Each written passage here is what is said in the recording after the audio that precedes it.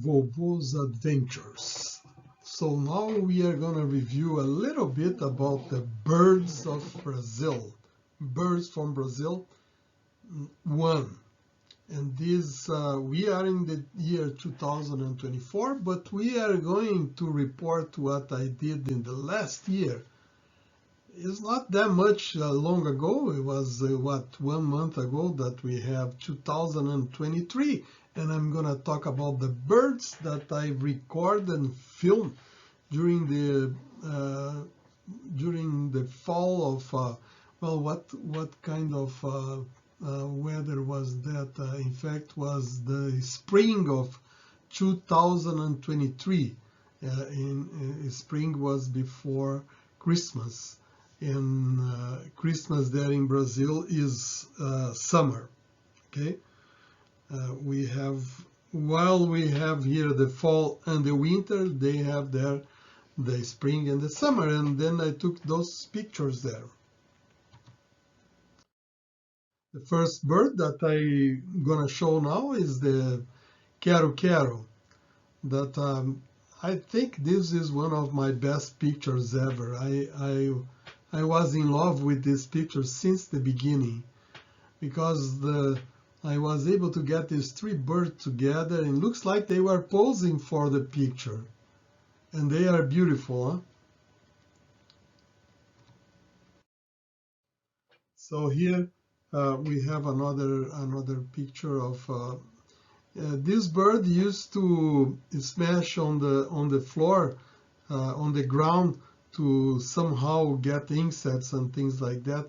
And I filmed that. So in another episode of Birds from Brazil, I will show you the quero-quero stepping on the floor.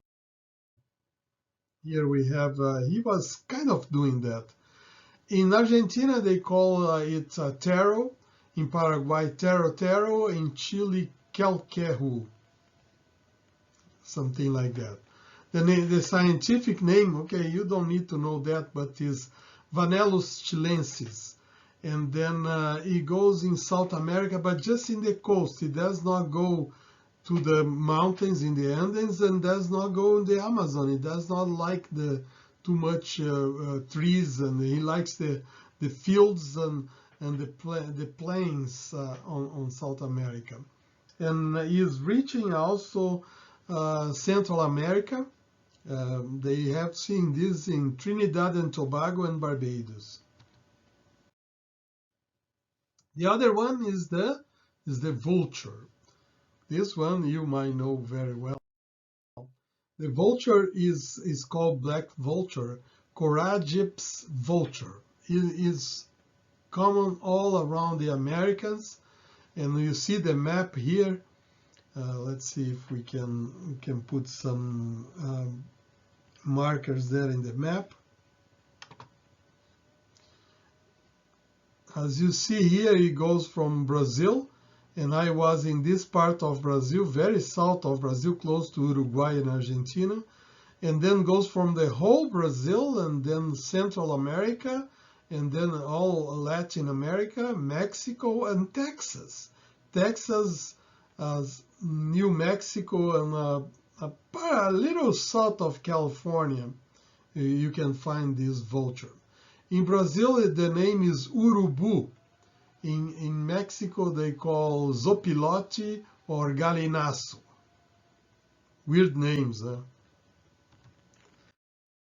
This bird feeds on dead bodies. So here I have this picture. I didn't get much closer because they fly away when we get closer.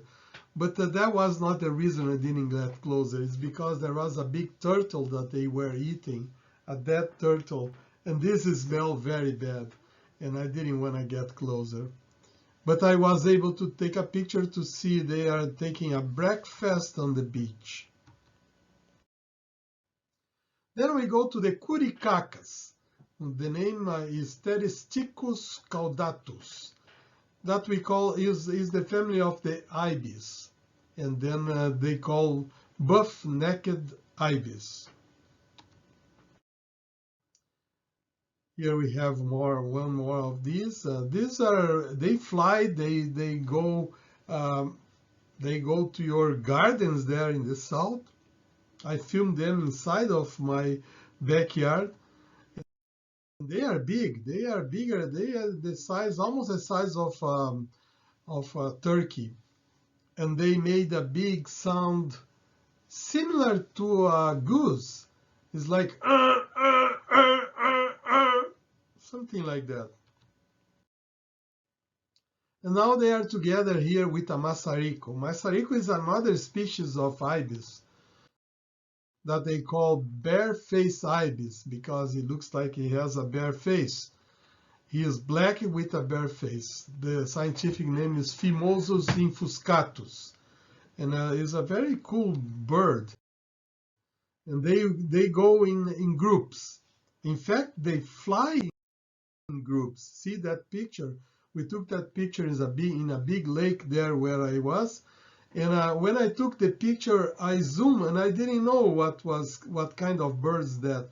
So when I look at the picture closer, I will say, my goodness, these are maçaricos. Is a group of maçaricos that they are migrating somewhere there in the south. Here we have another picture of that. It was interesting because Auntie Arlene also took a picture, but she could not figure it out that these are maçaricos because her camera could not take the beak of these birds. This is another one. This is the Hashan or Tashan, also called Ihuma. It's called the Southern Screamer. Is related to the goose, but the sound of these guys are much different. I recorded the sound now. Let's see if it's gonna work for you now. Just a minute.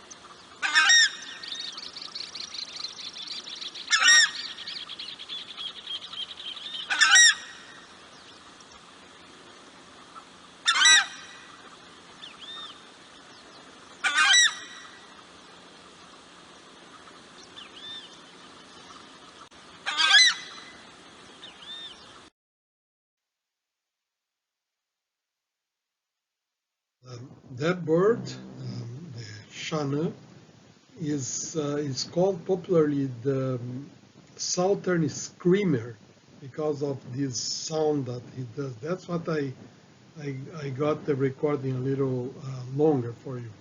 Let's go to the piru. I already mentioned about that, the American oyster catcher, that is common also in the east coast of the United States.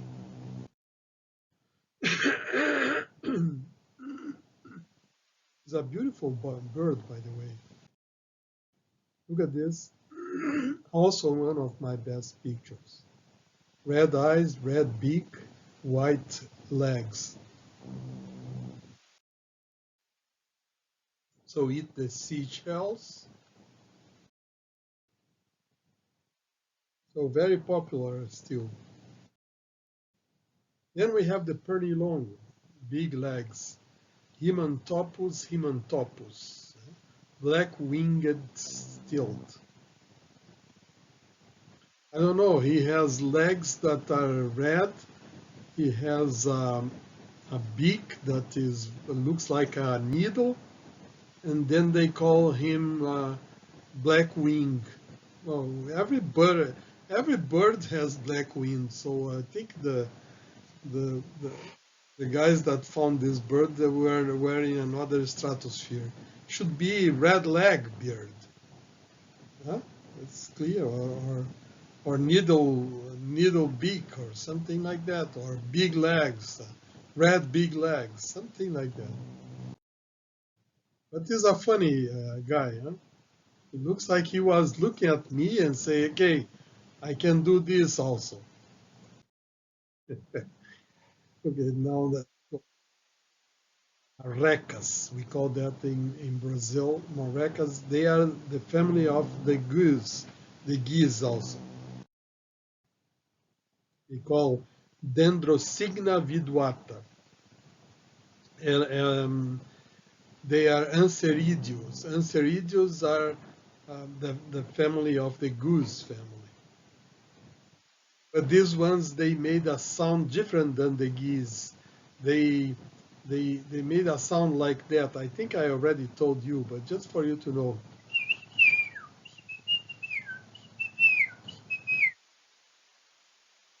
Very strong song, but when they fly, they do that. And they migrate also for some places from the south and back and forth, southern and a little northern of South America. Then we have the great white egret. The great white egret, we have this in America. I'm going to show you a picture I took here. I'm talking about this left white bird there, called Ardea albus. Here's a few pictures of them. Usually they have black legs, so I'm not sure if this one on the left here, I'm not sure if the left one is a small version of that because they have the yellow legs, or I would say a youngest individual that lately will become eggs, or is another species because we have the small egret in Brazil, and those small egrets, they have yellow legs. So I need to check on that. Here is on the beach. This egret was the fishermen put the ropes with a net, a fisher net, and they catch some of crabs here and some fish, and then attract the egret, the white egret, to come to the beach to eat those leftovers from the fishermen.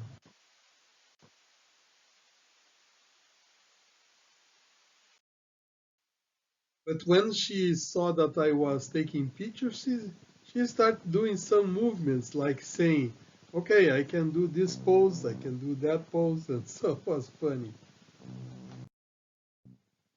Now I found another one, maybe even the same one, because the locations are almost the same.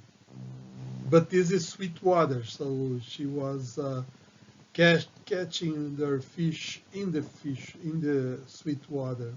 So it doesn't matter if the fish is salty or not for them. Up. And then this one's in California, in the Yucaipa Reservoir. So I took here just to show is the same species of animal, why black legs, big feet, and then yellow beak and very whitish body. So this is the great white egret. And then we go to the cormorants. Remember I mentioned one time that cormorants we have in Brazil, and I thought they were the same, but or they were related, and I could not match the names. But those are the ones that have the wings that get wet, and then they have to open the wings, as I'm going to show. When I did a little bit of a deep search on that, I figured out that we have this in America too. It's not our normal cormorant that we have, but is the neotropic cormorant that they have in Texas. So exactly like that is a black cormorant. The American one is the double-crested cormorant that is more common here. So here is the one neotropic cormorant from Brazil. Here I put those two together. This is the South American, but it's still, we find in Texas also, and this is the double-crested cormorant that is common here, and I took another picture of it here. So this is again in the Yucaipa Reservoir, and I took a picture of this double-crested cormorant. It's a little brownish compared to the Brazilian that is black. And again, it's open the wings to dry the feathers, because when they go and dive, they catch fish diving. They get wet, and their wings are different than the ducks. The ducks, they put some fat that they produce to impermeabilize, or to make it, well, this is a Brazilian name, to make it waterproof. Okay, that's the best name. And then the cormorant, they don't have it, so they have to put to dry their wings. Otherwise, if they have to fly, it's gonna be very hard for them. Here is a family of cormorants. In this picture, if you pay attention, you have something else besides the cormorants on the top of those pipes. This is the guy here. This is the guy. He is one of the castor family animal in Brazil that we call ratão. And this, by chance, was in the picture. I didn't realize when I took the picture that I have the guy there. I don't know what the guy was doing with the cormorants. But in any case, when I paid more attention, yeah, this is not a cormorant that is here.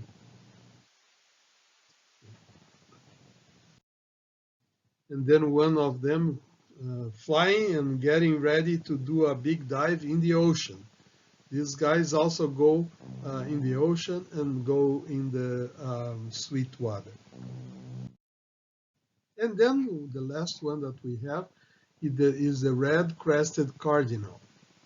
We call cardial in Portuguese. The name is Paroaria coronata. Coronata is a crown.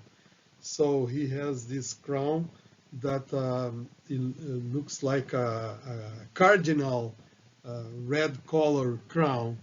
And a very beautiful bird.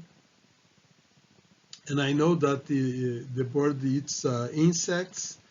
And I know because when I was a kid, my grandmother used to have one of these birds inside of a cage. Today is illegal to have those birds in a cage.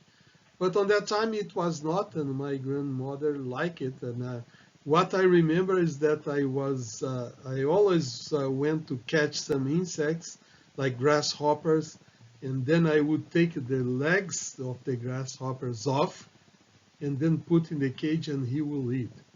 If I kill the hopper, he would not eat, because he has to know if the animal is fresh, is alive.